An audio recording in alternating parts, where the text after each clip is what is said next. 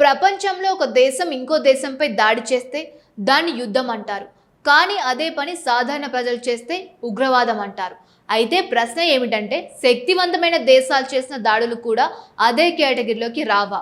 ఇటీవల ఇరాన్పై జరిగిన దాడుల తర్వాత ప్రపంచవ్యాప్తంగా ఇదే చర్చ మొదలైంది.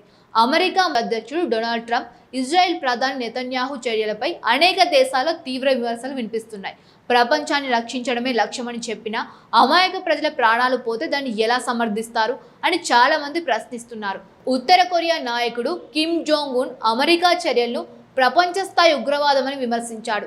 ఇక ఇరాన్ విదేశాంగ మంత్రి అరగ్చి కూడా తీవ్రంగా స్పందిస్తూ, మా దేశం పూర్తిగా నాశనమైందని చెబుతున్న అమెరికాతో ఇక మేమేం ఒప్పందాలు చేసుకోవాలి అంటూ వ్యంగ్యంగా జవాబిచ్చాడు.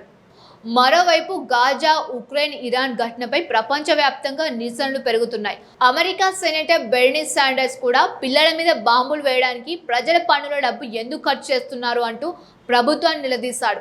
ఇలాంటి పరిస్థితుల్లో కూడా ఇరాన్ ప్రజలు చూపించిన ఐక్యత ప్రపంచ దృష్టిని ఆకర్షిస్తోంది. సూపర్ మార్కెట్లో ఇప్పుడు సరుకులు తీసుకోండి, యుద్ధం తర్వాత డబ్బులు చెల్లించండి అనే బోర్డులు పెట్టారు. అది కేవలం ఒక వాక్యం కాదు, సంక్షోభ సమయంలో ప్రజలు ఒకరికొకరు అండగా నిలబడడానికి ఉదాహరణ.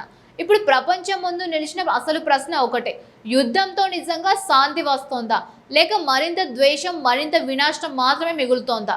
మీ అభిప్రాయం ఏమిటి? కామెంట్లో చెప్పండి. Stars Media, like, share and subscribe.